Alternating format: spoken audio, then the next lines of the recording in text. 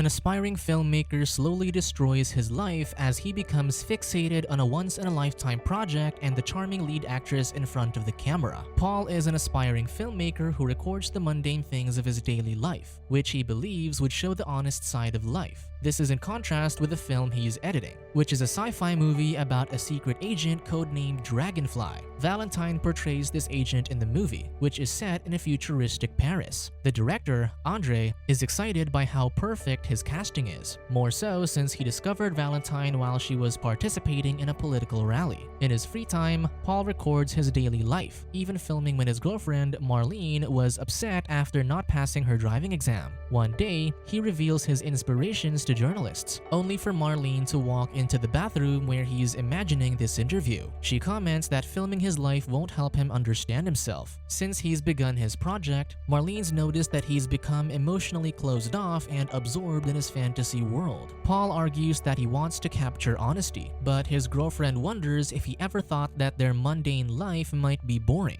This upsets Paul, though he claims he's just worried about their movie's ending since the director hasn't decided yet. Marlene tries seducing him to put his mind off work, but he ignores her advances, so she leaves for her flight wordlessly. Soon, Andre presents the film to his producer, but the ending isn't filmed yet. Instead, he tells the story of Dragonfly meeting with a revolutionary leader, Mr. E, who convinces her to join him. The scene will then end with a simple declaration of love. However, the producer, Enzo, is dissatisfied with this ending. He points out that the movie's supposed to be an action film, yet it doesn't have any action. With that, he fires the director. Andre fumes in anger, so he berates the producer before walking off. Paul watches from the projection booth as Enzo blames the actress for this failure, thinking that she distracted the director. He then tells his assistant, Fabrizio, to fire everyone from the production and bring in the young director, Felix DeMarco. Hearing this makes Paul's heart sink, as the new director is someone he's been envious of. He records his thoughts over this the following day, stressing about losing his job. He also admits that his relationship with Marlene might be over, so he starts practicing his breakup speech only for the woman to arrive. Immediately, she asks about his day, but Paul gets a call informing him that he can get his job back, but he needs to meet with Enzo now. Delighted, Paul tells Marlene how he was fired yesterday,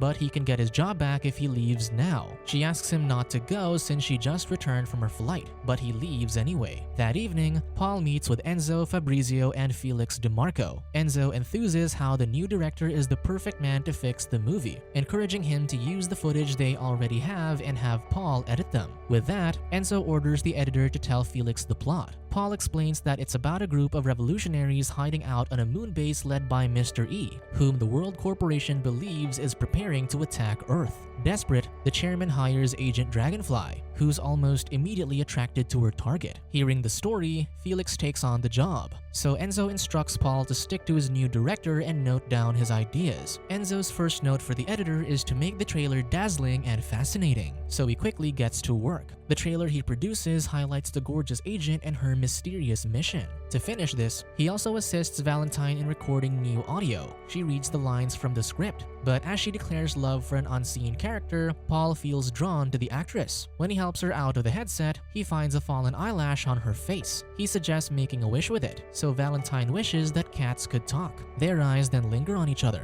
convincing Paul that there's a connection between them. Because of this, he later tries to chase after her when she leaves, only to find Felix inviting his leading lady out to lunch. That evening, Paul sets up to record his thoughts despite Marlene's objection. She then notices a letter from her boyfriend's father, revealing that the man will be visiting for Christmas. Paul apologizes for not telling her, though he explains that the man is just meeting with him at the airport before he boards another flight. Still concerned about his disregard for her, Marlene asks if he loves her just as he starts recording. Paul dodges the question, defending that he needs to conserve his film. Unsatisfied, Marlene asks what he wishes for, and he utters that he wishes cats could talk. His girlfriend figures out that this is something their lead actress said, so she accuses him of wanting to sleep with her. The couple argue over this, only to be interrupted when their friend, Pippo, arrives to pick them up for a party. Meanwhile, Felix is also driving to the party with another actress, Brigitte, but they get into an accident when the car's brakes don't work. Soon, Fabrizio informs Paul that Felix is dropping out of their movie since he's recovering from his accident. accident. Given this, Fabrizio plans to recommend Paul to finish the film instead. The editor gets nervous over this, but the man insists that he has the talent for it, given that many of the practical effects they did were his ideas. Paul then goes to Marlene to tell her the news, but she dismisses him since she's talking to someone else. Disheartened, Paul walks off and hears other guests talking highly about Felix upon learning of his accident. To their surprise, an injured Felix arrives with Brigitte and announces his departure from the movie. He also announces his engagement to Brigitte, and the crowd cheers for them. On Christmas Eve, Paul meets with his father, Dr. Ballard, at the airport. During dinner, Dr. Ballard recounts having a dream where he has a second son.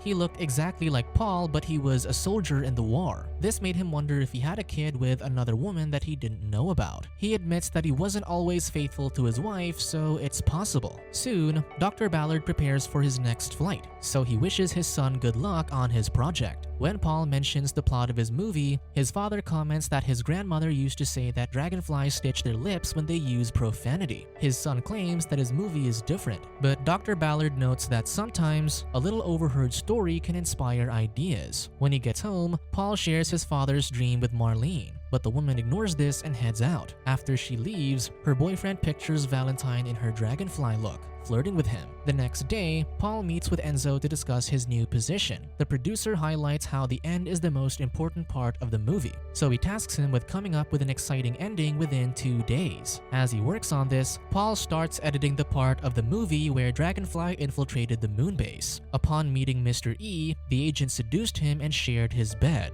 After the leader had fallen asleep, the woman stole his gun and aimed it at him, only to be interrupted by his soldiers. Dragonfly fought her way to escape, only to find that her rocket was malfunctioning. With no choice, she began a firefight with the enemy to defend her ship. Paul is unsatisfied with this scene, noting that Mr. E's stolen gun should be special for Dragonfly to steal it. He also needs to come up with the identity of the mysterious figure Dragonfly meets at the end. Just then, Pippo finds an unmarked package in their editing room. To his horror, it contains one of their reels with the film cut up. It also has a coded message based on their movie, warning them about defiling the movie. This convinces them that Andre sent this. Pippo gets scared of this, thinking that the director has gone mad. He even speculates that Andre tampered with Felix's car to cause the accident. With that, he warns Paul to be careful. Ignoring this, Paul just gets to work on putting the reel back together. As he does, he comes upon a scene with Dragonfly declaring her love. This draws him in, imagining Valentine saying those words to him. He soon edits the scene where Dragonfly attempts to repair her rocket ship. From it, the screen shows the words CQ and the letters CQ.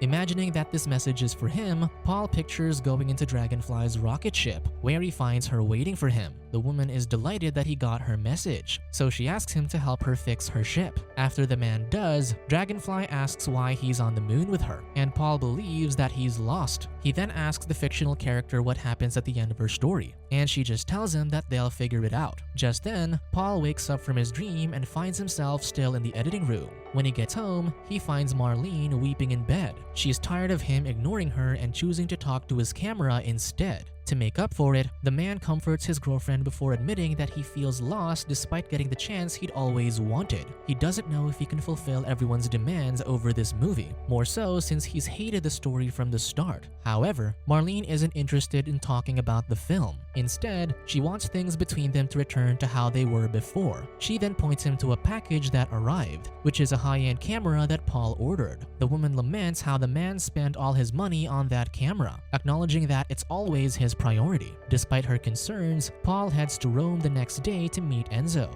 The producer expects that he has an ending for their film, and Paul starts by noting that he'll change Mr. E's gun to make it freeze people. Enzo likes this, but when the director mentions that he has a few ideas for the ending, the producer stresses that they only need one. He highlights that he's produced many movies, and one thing he's learned is that they need to keep the audience wondering what happens next and then surprise them at the end. The man then invites Paul to a New Year's Eve party. To his surprise, Valentine is also at the party, but she goes with another group before Paul can catch up to her. Instead, Mr. E's actor approaches the new director to share his ideas for the movie's ending. As the night goes on, Paul goes with his crew to visit clubs and drive around Rome. While stopped at a traffic light, another car halts beside them. Paul's surprised that the driver looks exactly like him, just like what his father dreamt about. His companions then proceed to their destination, only to nearly crash into a truck. This starts a screaming match between the two drivers, which ends when their vehicle malfunctions. With no choice, Paul decides to walk to his hotel. On his way, he meets another tourist whose friend's waiting for her lover who just left the army. Just then, the woman's lover arrives, and Paul watches the couple embrace. This sparks an idea, so the following day, he tells Enzo his ending.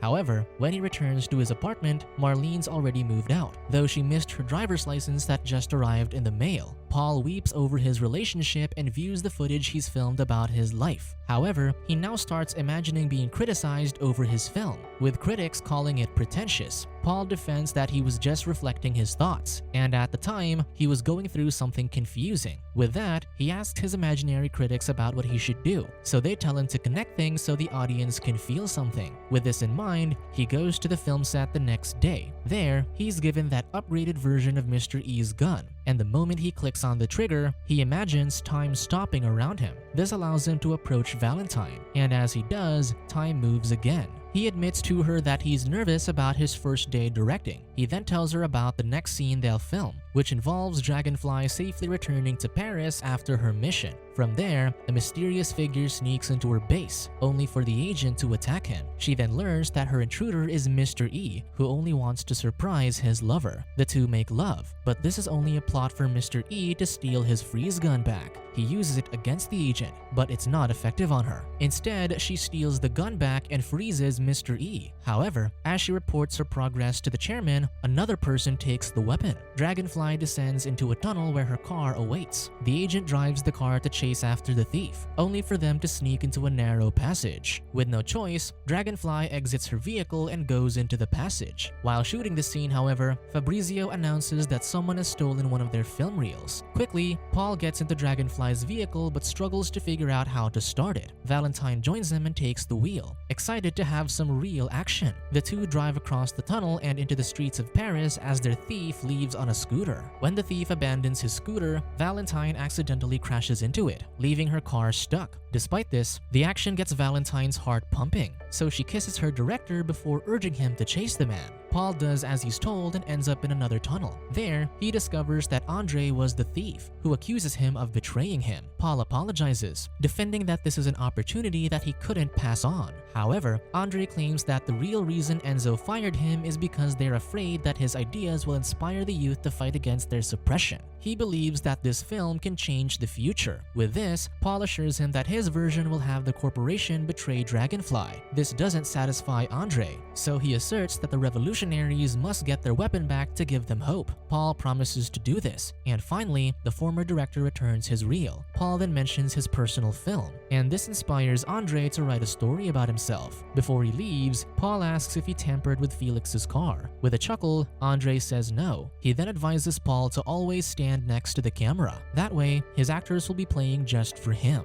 By morning, Paul returns to the set with a stolen reel, though he doesn't mention that Andre stole it. Fabrizio then tells him that Valentine asked him to call her, so Paul goes to a payphone to talk to her. To his horror, he hears Valentine crying for him to see her, so Paul hurries to her apartment. Luckily, he discovers that the actress was just crying because her pet cat had given birth. He also finds that the woman's roommate films their lives, just like what he's been doing. The next day, they film the movie's ending, where Dragonfly discovers that the thief who stole the weapon looks exactly like her. Her duplicate warns her that they must leave, but the chairman appears and holds the other Dragonfly at gunpoint. The agent saves her other self just as Mr. E arrives. He jumps to tackle the chairman, but the man pulls the trigger and hits Dragonfly while her duplicate runs away. During the struggle, the chairman accidentally shoots himself, allowing Mr. E to check on his lover. As he mourns for her, the chairman gets up to kill the rebel, only to be shot with a freeze gun by the other Dragonfly. The woman then reveals to Mr. E that the agent he fell in love with was a robot, hence why the freeze gun didn't work on her. Her father built her copy to take her place during dangerous missions, but the corporation reprogrammed her so she couldn't betray them.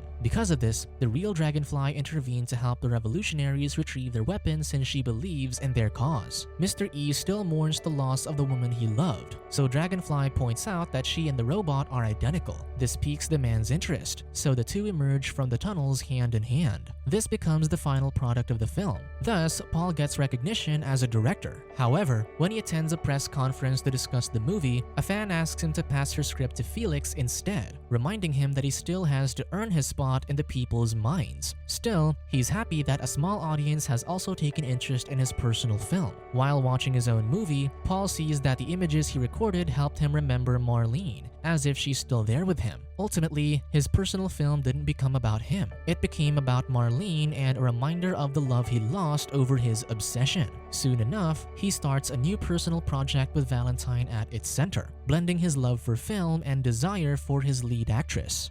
Subscribe to watch more videos like this, turn on notifications and leave a like to help the channel out. Thank you for watching.